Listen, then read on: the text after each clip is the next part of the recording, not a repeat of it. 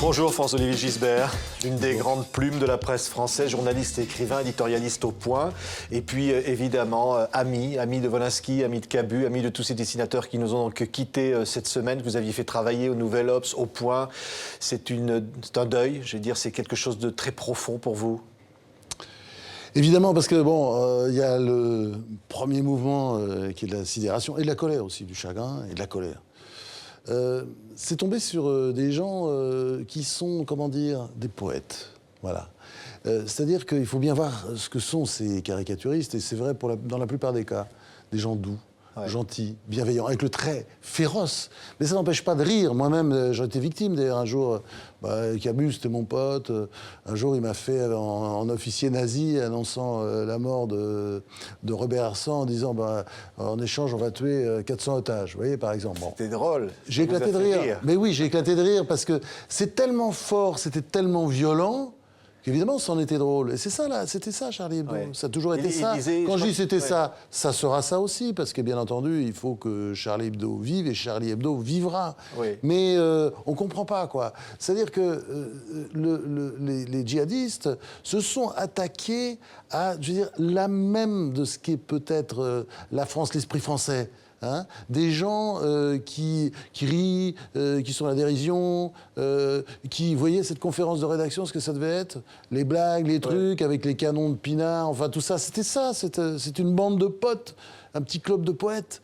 Et donc, ça paraît totalement disproportionné. Enfin, je veux dire, c'était condamnable dans tous les cas de figure. Mais là, on se dit, mais pourquoi eux ? Pourquoi eux ? Ce qui montre la folie de ces barbares. Oui. Non, mais attendez, menacés, bien entendu. Alors moi, je ne vais pas reprendre le truc de la police. Enfin, on dit que faisait la police, pourquoi, pas de... Vous savez, quand on arrive avec des lance-roquettes, les lance-roquettes, de toute façon, rien ne résiste. Hein. Une porte blindée, vous pouvez mettre 20 policiers, de toute façon... Donc on avait perdu, les libertés avaient perdu de toute façon, le combat était impossible ? De toute façon, dans cette affaire-là, je vois pas trop, vous voyez, et puis bon, ça traînait depuis longtemps, c'est vrai que, certainement, les forces de sécurité, je dis pas qu'elles s'habituaient, mais enfin, vous voyez, bon, il y avait un côté routine, mais de toute façon, même, il y aurait eu beaucoup plus de gens, il y aurait eu des portiques, des portes blindées. Vous savez, avec un lance-roquette, vous savez, vous faites sauter les camions, la Brinks avec les lance-roquettes. Il savait qu'il prenait des risques, il savait que c'était dangereux. Est-ce qu'il savait ? Moi, j'entends dire qu'il savait, je ne sais pas. Charb, c'est sûr, c'est un politique. Hein, directeur de la publication, c'est le mec. Bon, c'est un type extrêmement courageux, d'ailleurs, qui tenait un discours très politique en permanence par rapport à ça. Il se battait. Les autres, il faut bien voir... franchement, c'est vrai de Wolinski comme de Cabu, c'était des rêveurs. Moi, je ne connaissais pas Tignous, je ne connaissais pas les autres. Mais je connaissais vraiment les deux parce que, bon, voilà, puis depuis des dizaines d'années. Et Wolinski, j'ai l'impression, c'est presque... Enfin, depuis toujours. Mais il y avait, comment dire, dans les deux cas, un peu le même esprit. C'est très détaché, et puis gentil, quoi. C'est ça, moi, ce qui me frappe le plus, c'était ça, quand on... Qu'est-ce qui reste d'eux, c'est ce sourire comme ça, ce bon sourire des belles personnes, vous voyez. C'est la fin de cette liberté de ton, de cette caricature, pas la fin, mais non, de ce justement. satirisme. Mais non, il faut se battre. Il faut se battre. Ouais. Vous voyez, quand j'entends... Michel Houellebecq qui nous annonce la République est morte, la laïcité est morte, déjà Eric Zemmour nous disait que la France est morte. Mais non, c'est un combat, il faut se battre. Il faut se battre, voilà, en première ligne là-dessus. Il faut résister. La laïcité, c'est un combat. Et l'humour, c'est un combat. Comment ? C'est-à-dire, d'abord, il faut tout faire pour que, évidemment, pour que Charlie Hebdo vive, survive. Bon, il y a un numéro qui va sortir, il faut qu'il y en ait d'autres, il faut que ce journal tienne. Moi, je sais pas, je suis prêt à m'abonner à vie tout de suite, parce que vraiment, il faut que ce journal, il reste, bien entendu, on ne peut pas céder à ça.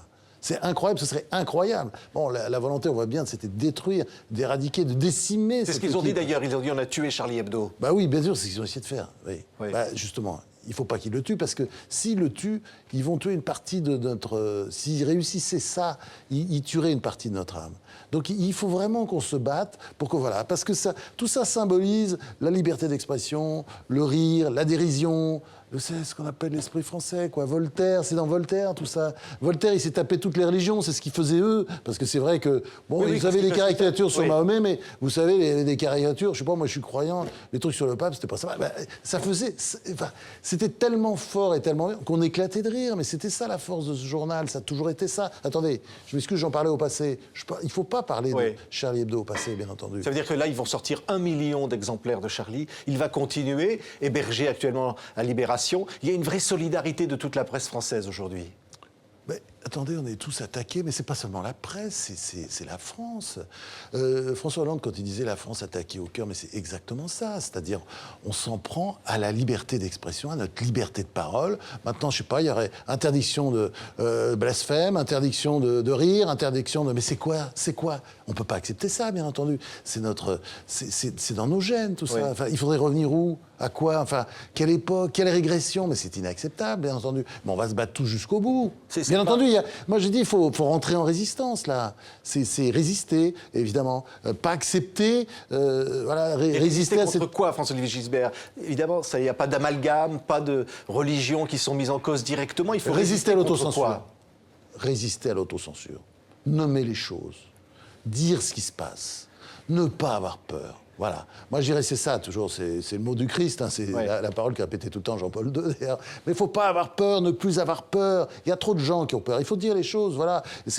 Et sans haine. C'est pas, moi, je ne suis pas du tout dans ces trucs on ne va pas traiter l'islamisme au lance-flammes. Mais, enfin, comment dire, sans pitié en même temps. On a été trop complaisant. Il y a eu trop de complaisance aujourd'hui à l'égard des intégrismes religieux. Moi, franchement, je suis dans un journal où on a fait, par exemple, je me souviens, l'Islam sans gêne, qui parlait principalement des islamistes, salafistes, bien sûr, des salafistes.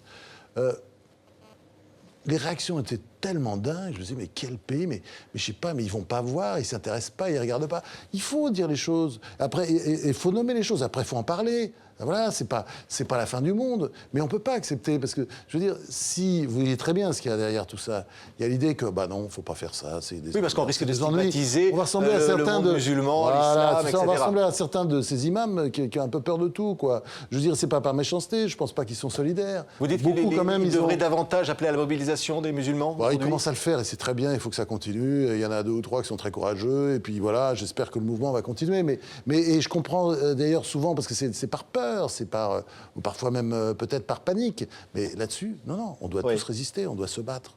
Merci beaucoup, François-Olivier Gisbert. La liberté assassinée, c'était le titre du Figaro cette semaine. Non, elle n'est pas assassinée, justement. Le 11 septembre français. Vous êtes d'accord avec ça? C'est la une du Monde. La liberté n'est pas morte. On va se battre, on va reprendre ce combat. Il faut reprendre ce combat. Merci beaucoup, François-Olivier Gisbert.